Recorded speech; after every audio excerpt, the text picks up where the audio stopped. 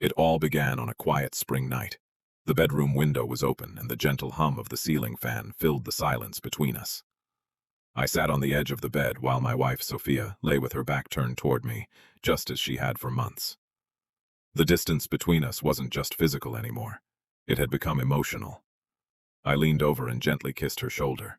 Without turning around, she sighed. "Jacob, stop, not tonight." I stared at her in the dim light. "It's always not tonight," I said quietly. "Do you even care about us anymore?" She laughed, but there was nothing kind about it. "You sound pathetic," she said. "You're always begging for attention. Maybe if you acted like a real man instead of whining, I'd actually feel something." Her words cut deeper than I expected. I wanted to argue, to remind her of everything we'd survived together, her career struggles, her depression, the years I stood by her side. Instead, I stayed silent. The next morning, she acted as if nothing had happened. She made coffee, asked if I wanted breakfast, and hummed happily around the kitchen. That was the moment I realized something had to change. I stopped trying. I didn't announce it or threaten to leave. I simply stopped asking for affection, stopped reaching out, and stopped chasing someone who clearly didn't value what I was giving. Instead, I poured my energy into work, returned to the gym, read books before bed, and slowly rebuilt the parts of myself I had neglected. A few weeks later, Sophia noticed.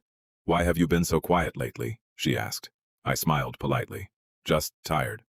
What I didn't say was that I was tired of being the only person fighting for our marriage. As the weeks passed, my silence bothered her more than my pleading ever had. She started asking me to watch movies, eat dinner together, or spend more time with her. But something inside me had already changed. The turning point came during one of her friends' birthday parties. I stood near the bar while Sophia laughed with her friends. Then I overheard Claire ask, "So, how's Jacob? Still all over you?" Sophia laughed loudly.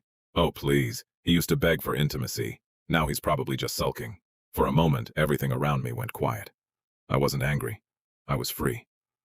When Sophia walked over a few minutes later, I placed my drink on the counter. "Ready to go?" I asked calmly. She looked confused. "Already? The party just started." "For you," I replied. "For me, it's over." I walked out without another word. The following morning, I packed a small bag and drove to my brother's house. My phone filled with missed calls and desperate messages. "Jacob, where are you? Can we please talk? Don't throw everything away over one mistake." I ignored them all. 3 days later, I returned home to collect more of my belongings. Sophia was sitting on the couch, her eyes swollen from crying. "You're really leaving?" she whispered. I nodded. "I know I hurt you," she said. "I didn't mean those things." I looked at her calmly. "You did mean them. Maybe not every word, but enough to say them. You made me feel unwanted for months. Then you mocked me in front of your friends. You didn't just reject me, you humiliated me." Tears rolled down her face. "I never thought you'd actually leave. I never thought I'd have to." She reached for my hand, but I stepped back. I spent years begging for something that should have been freely given. Love, respect, and simple affection. I'm done asking. After I left, the messages kept coming. "I miss you. I can't stop thinking about us. Please, give me one more chance." Months passed before her final message arrived. "You were right. I didn't realize what I had until it was gone." I read it once, then deleted it. Not because I hated her, because I had finally found peace. The biggest lesson wasn't about revenge or winning after heartbreak. It was about self-respect. The moment I stopped begging for love, I made room for something far more valuable, my own happiness. Sophia once mocked me for wanting closeness. In the end, she became the one reaching for something that no longer existed.